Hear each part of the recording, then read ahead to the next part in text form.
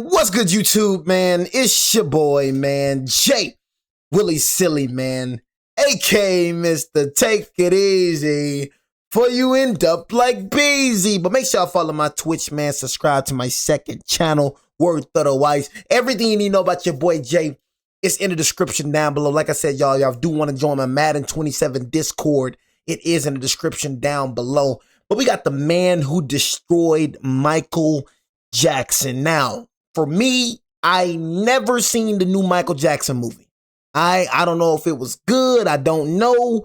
But for me, I'm the type of person, I don't watch them type of movies. You know what I mean? The story movies and all. I'm the type, man, I'm going to tell y'all what type of movies I watch. I really rarely watch movies anymore. I'm going to keep it real with you. Like, I watch series now. You know, I got this Fire Stick, you know, Top Boy, Power, you feel me?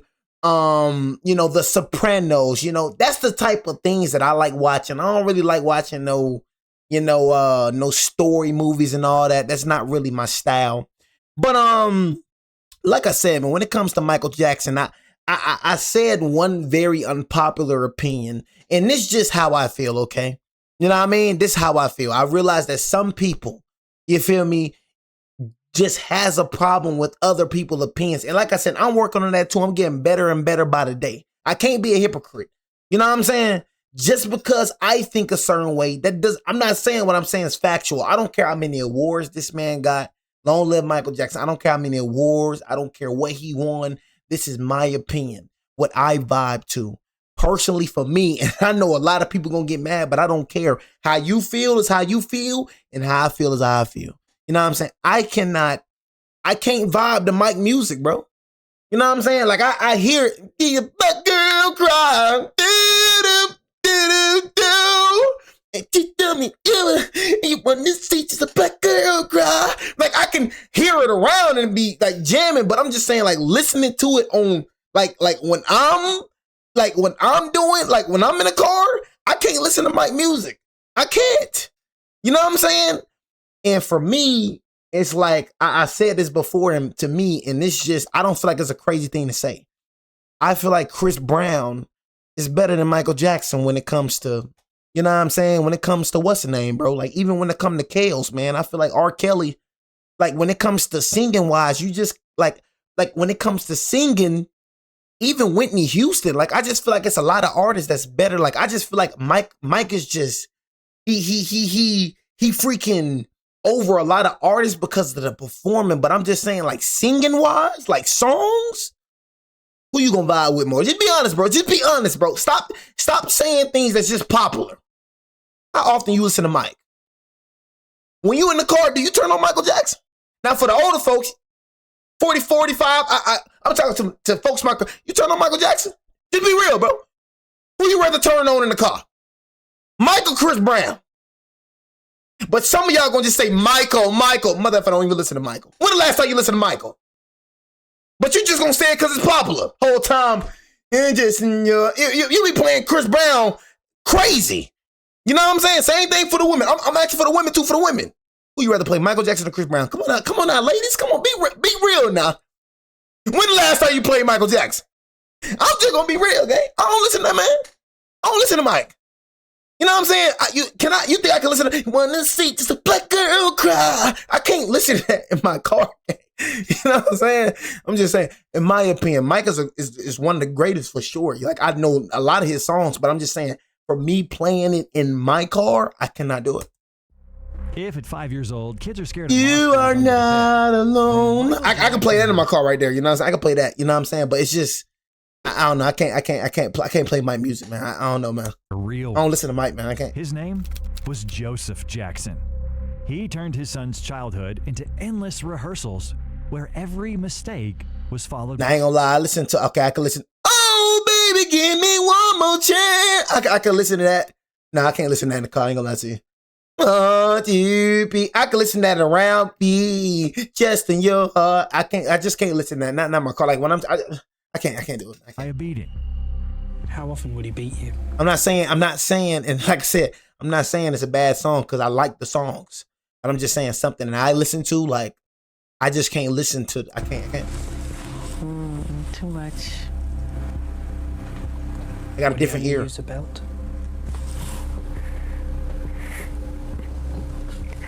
Why do you do this to me? There was never any fatherly warmth coming from Joseph.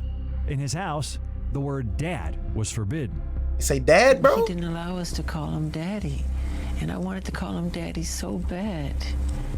He said, I'm not daddy, I'm Joseph to you, you know?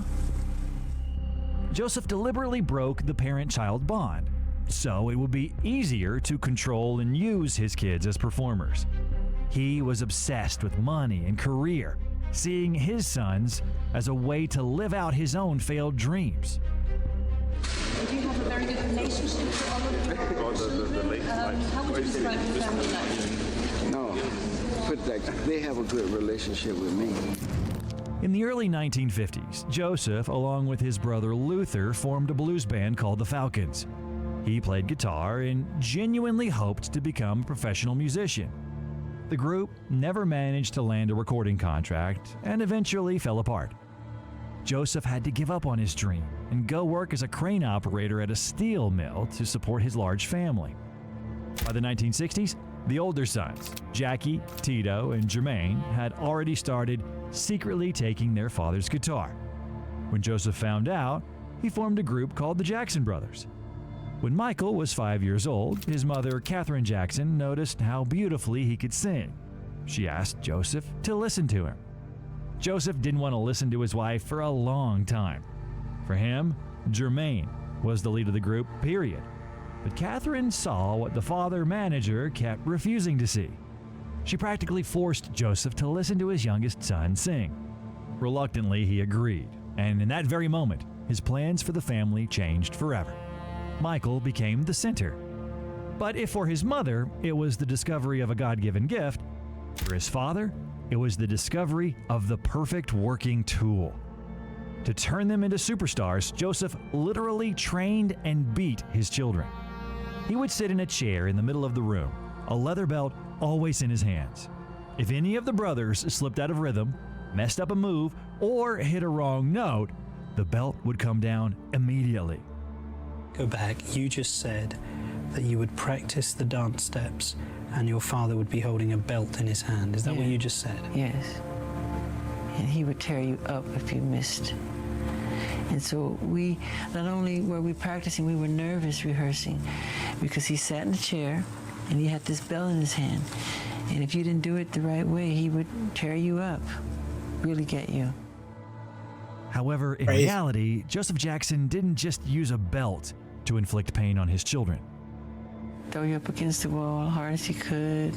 He would lose his temper. I just remember hearing my mother scream, Joe, you're gonna kill him, you're gonna kill him, stop it, you're gonna kill him, you know, and I was so fast, you know, he couldn't catch me half the time, but when he would catch me, oh my God, it was bad.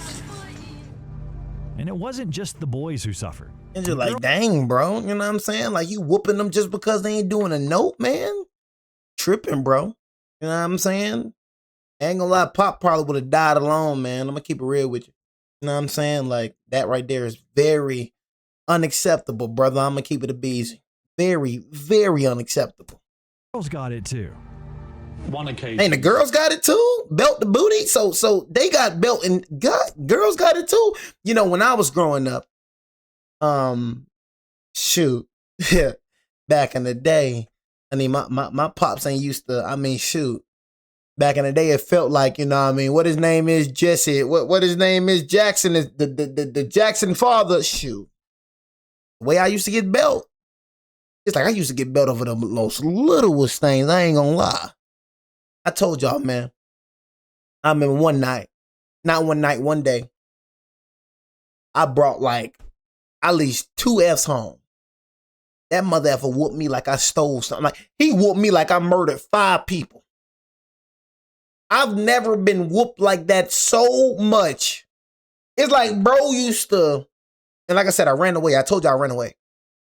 It's like bro used to find, it's like he used to be waiting for the school to call him. And the whole time, you know, when you go in the principal office, I'm begging him, nah, man, nah, I'm begging. You know what I'm saying? They call my dad anyways. Then my dad say he want to talk to me. He on the phone like this. He on the other line. I'm going to wear your butt out when you get home. When you get home, I'm going to wear your butt out. Get ready when you get home. Whole time, I'm on the other line like, right. All right. Whole time, I'm shivering in my boots. Man, I got paddle the booty. I got belt the booty. Switch the booty. I got everything in booty, man. But my sister, bro, was always Mr. Chocolate Juice. See, that's the difference between my dad and Jackson. See, it seemed like everybody was getting belt the booty with Mr. Jackson. You know what I'm saying? Oh, my dad, that was his little dewdrop. Me and my big brother AJ, we got the belt the booty. But when it come to her, I'd rather see her get belt. And it wasn't just the boys who. That was his little dewdrop. The girls got it too. One occasion you cite when you're getting out of the bathtub and he whacks you. How old were you then? I was very young. I remember being younger than 8. Let me put it like that. Dang. I mean, that's pretty bad. Yeah. And I can't remember what it was that I did. I can't remember if I truly deserved it. But my father's never touched me aside from that time. He's never whipped me. But he did the boys quite a lot. He was quite physically disciplinary. What's even more striking is that Michael Jackson was already talking about the physical abuse from his father as early as 1979. But back then, no one could imagine how serious it really was. If she hit me, I would hit her back, which was terrible. And I would run around the house and hide and all that stuff. But I would really get it more than anybody. Around the time, he had a deeply personal conversation with LaToya Jackson, where he said he wouldn't miss Joseph if he died. He used to play this game with me all the time. And say, LaToya, tell me the truth. If Joseph died, would you care? Would you cry? And I would say, why would you say that? Would you? He goes, you answer first. I go, no, you answer. He says, no, I could care less. I wouldn't cry. When he was beating you, did you hate him? Yeah. Strong hate. You never physically harmed him? Never have. They just lying, bro. And I raised him just like you would raise your kids, you know. But harm Michael for what? I have no reason. That's my son. I loved him. I mean, so he's just lying? You know what I'm saying? He's just lying? Mike just lying? Janet lying? You know what I'm saying? Come on now, man. You feel me? I raised my kids like you raised your kids. I'm not finna beat my kids over missing a note. I say do the note again. Darn it. If you mess up that rhythm one more time, you're gonna feel leather the booty. Mess it up one more time. Oh, baby. I don't want you to say, I ain't like the way you said, oh, baby.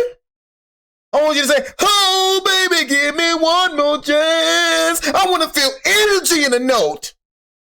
I mean, who the freak want to perform knowing they going to get beat if they mess up a note? Whole time he trying to sing it properly, but he's so, oh, baby, give me one more chance. He trying to sing properly, but he's so nervous. If I get one note wrong, I know if I get one note wrong, I'm going to get belt to booty. Let's get into this beating thing. There's no such thing as beating a kid. Yes, it is, bro. So that's how I know you was beating.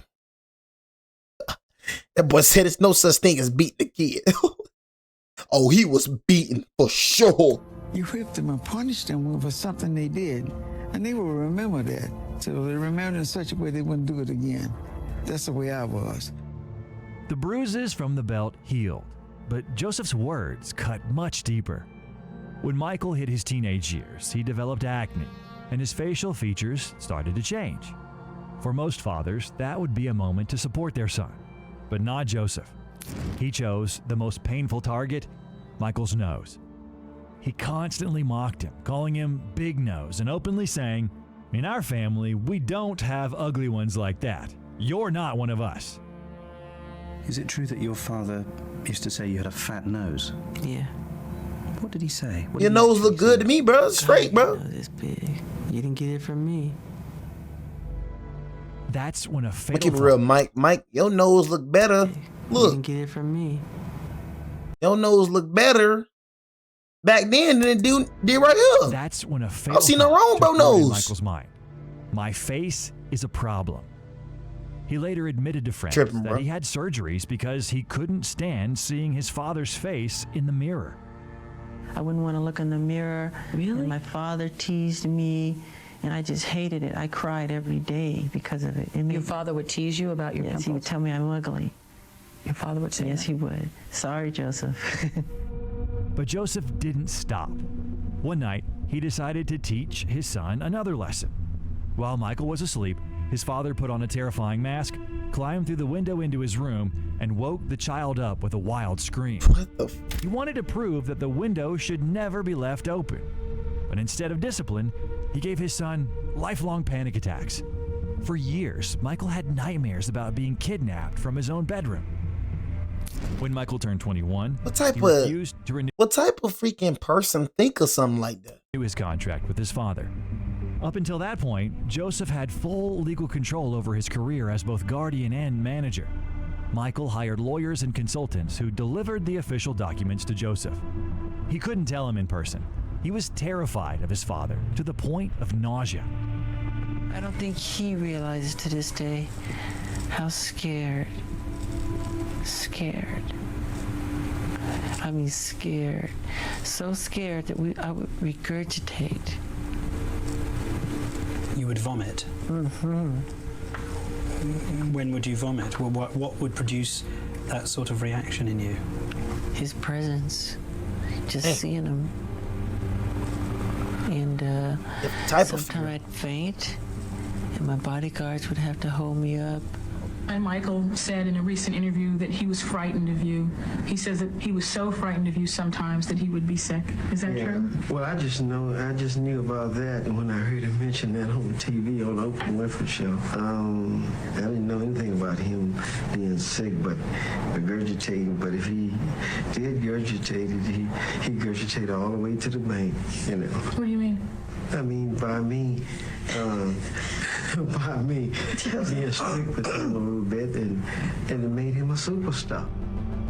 Joseph hated Michael's team, especially the lawyer John Branca. In the 1980s, he would often publicly call his son's professional advisors crooks who were stealing money from the family. He tried to convince Michael Jackson to return to family management, but Michael understood that professionals were protecting his interests, while his father was only protecting his own. The only real way Joseph could still pressure his son was through the group, the Jackson 5. When Michael became a global superstar after the release of the album Thriller, Joseph used emotional manipulation, convincing him that he owed the family and had to support them. So when, in 1983, a $5 million deal with Pepsi was offered, Michael agreed, despite not wanting to, under pressure from his family. That decision led to devastating consequences. Cost him because he fire on his head. His hair caught on fire. He suffered second and third degree burns. It was after this incident that he became dependent on strong painkillers, a dependency that would later destroy him. But Pepsi wasn't the only thing Joseph wanted. He pushed for a tour with the Jackson 5, and of course, with Michael as the centerpiece. Joseph knew Michael no longer listened to him, so he used his secret weapon, Katherine Jackson. She came to her son not with demands, but with a mother's request. Help your brothers and go on stage with the family. For Michael, who always wanted to please his mother, saying no was almost impossible. So once again, he agreed to sacrifice himself. From the very beginning of organizing the tour called Victory, it was clear this wasn't about music, it was about money. A lottery system for tickets was introduced. To get a chance to attend the concert, fans had to send money in advance, about $120 for the chance to buy 4 tickets. If you didn't win, you had to wait up to 8 weeks for a refund. All the brothers were on board, except Michael. He understood this would damage their reputation and push fans away, especially those who simply couldn't afford those conditions. Later, After a wave of backlash, the situation took an unexpected turn. An 11-year-old fan, LaDonna Jones from Texas, wrote Michael a letter. She said she had been working small jobs to save $30 for a ticket, but couldn't afford to buy 4 at once as the rules required. In her letter, she directly called the Jacksons selfish and greedy for money. That letter hit Michael hard. He called a press conference and announced that the ticket system would be changed. More than that, he said he would donate his share of the profits to charity. When Michael made his statement, Joseph and his brothers were visibly shocked. They didn't expect him to publicly walk away from millions of dollars Joseph planned to use to expand the family brand. But at that point, Michael didn't care about their opinion anymore. This lottery had seriously damaged his reputation. As the group's main star, he became the primary target of criticism. All the hate was directed at him. While Michael was being accused and dragged through the mud, the fans' money was sitting in Joseph's bank account, generating interest that he profited from. Michael had had enough of his father's schemes, and during the final concert of the tour in Los Angeles, he stepped on stage and announced that this performance would be the last for the Jackson 5. I'd like to say this is our last and final tour, and I think this is our farewell tour. Y'all been wonderful. It's been a long 20 years, and we love you all.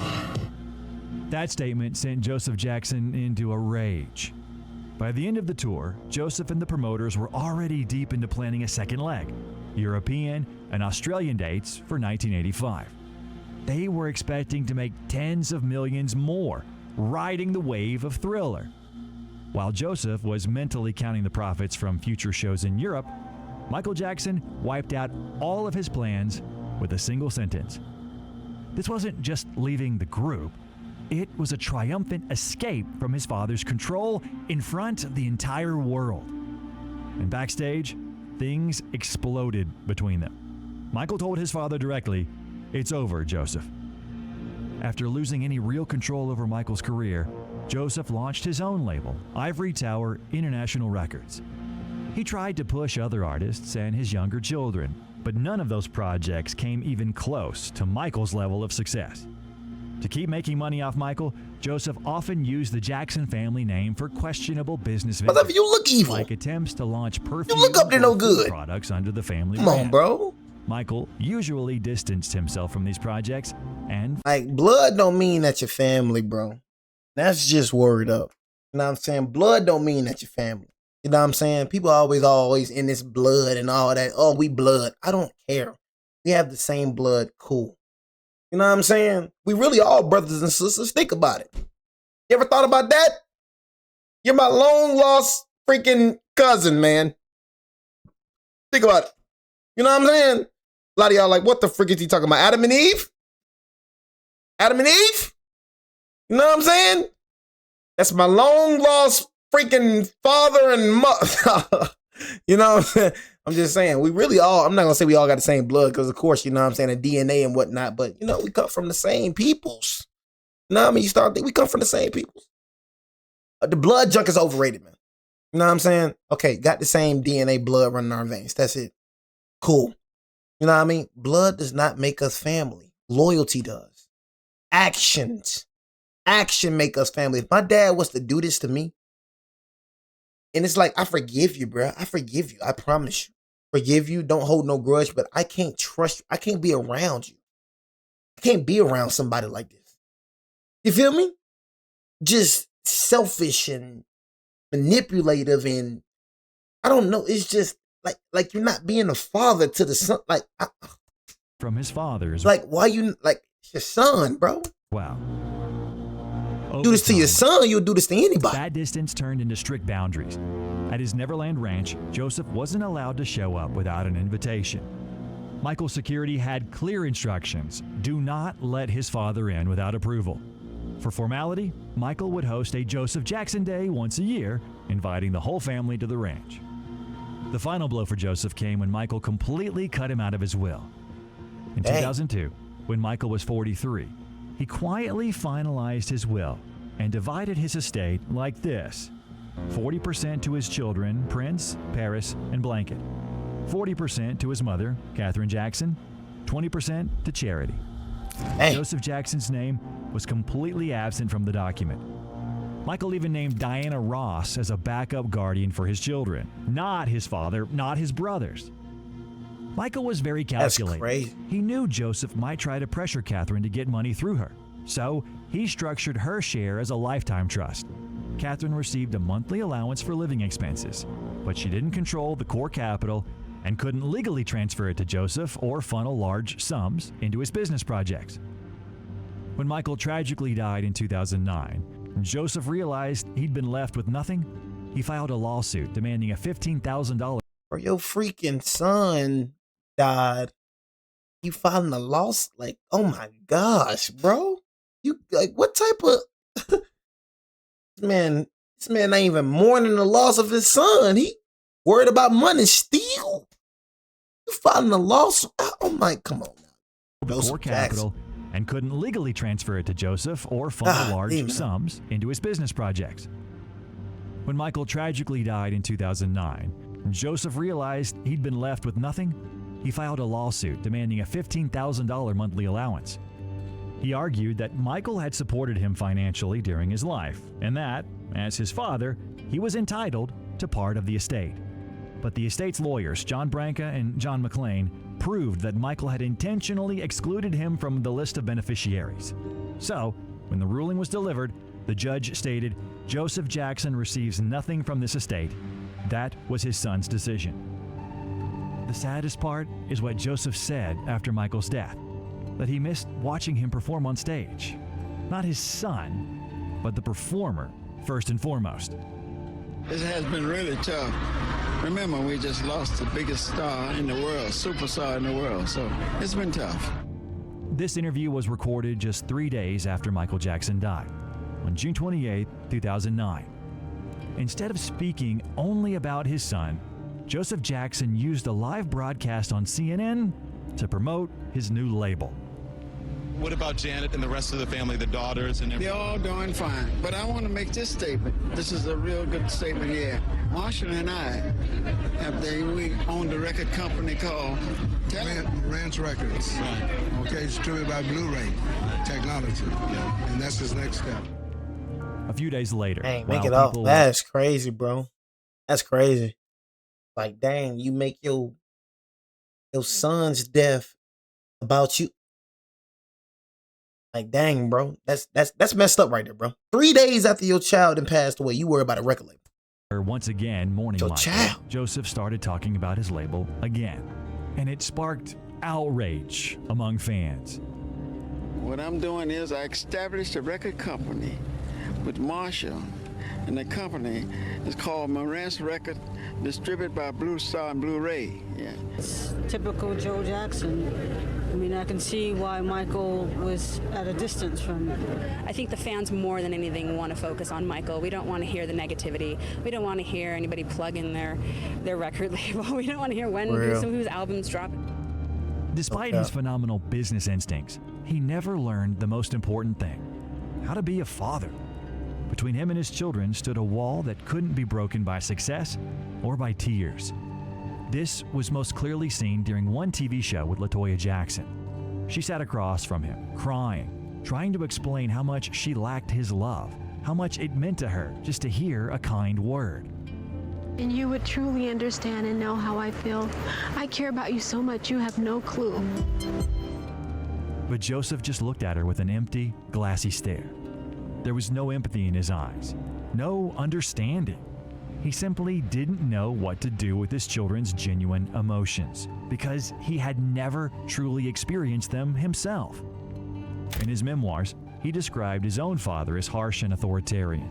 He called himself a lonely child who had few friends because of the rigid discipline at home. And that's another thing, bro. Do not ever, like, if you know you didn't like the one thing that you should be doing, right?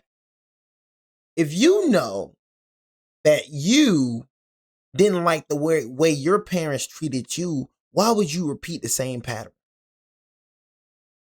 You know how you felt as a child. You know that you didn't like the parenting. So instead of changing it, you just repeat it. You know what I'm saying? What you expect your kids to like. I mean, like, come on, bro. Why repeat something you didn't like yourself? You feel me? Like, that's why Joseph justified his own cruelty by saying that this was how he was raised. Just because that was how you was raised, that don't mean that's how you raise your children. It was the only way to make children turn out right and keep them off the streets. Well, I'm glad I was tough because look what I came out with. I came out with some kids that everybody loved all over the world, and they treated everybody right. But those brutal methods of upbringing left an unhealed wound in Michael Jackson's soul. And until the very end of his life, he remained that same frightened 5-year-old boy. I recommend watching the next video, the full story of the King of Pop. Thanks for watching. Yeah, I seen that, you know what I'm saying? But yeah, man, long live Mike, man. You know what I'm saying? Long live Michael Jackson, bro. Crazy work, man. Freaking crazy work, bro. You feel me? But like I said, Michael Jackson fans, you know what I mean? Don't get mad at an opinion. You know what I'm saying? It's my opinion. You know what I mean? Going back to what I said at the beginning of the video, it's my opinion, bro. It's how I feel. You know what I mean? Everybody don't vibe to the same things, and it's called being mature. You know what I'm saying? Called being mature. You can say whatever you want to say. I ain't got music taste. I'm not gonna look anyways, like, cause honestly, I care less about how you feel about what I said. Honestly, now I'm just straightforward like that, bro. That right there probably rubs people wrong the wrong way. You know what I'm saying? But I mean, I ain't said nothing wrong. You know what I'm saying? I have an opinion. I'm right to my opinion. I ain't disrespect Mike in no shape or form. You know what I mean? It's just what I vibe to is what I listen to. My ears is not the same way your ears is. You like Michael Jackson over Chris Brown. I don't have a problem with it. You probably like Michael Jackson over Whitney Houston. You know what I'm saying? You probably vibe to Michael Jackson. I don't try to step on your toes. You know what I'm saying? But it's like every person in the world not going to feel the same way that you feel. That's an entitled mindset to have. You know what I'm saying? Because you saying that Michael Jackson is the greatest artist or is the best artist to ever live, that's not a fact. That's an opinion. No matter how many awards he has. You know what I'm saying? Some people probably think R. Kelly. Some people, you think everybody in the world, Michael Jackson and their favorite artist? A lot of people's favorite artist is Taylor Swift.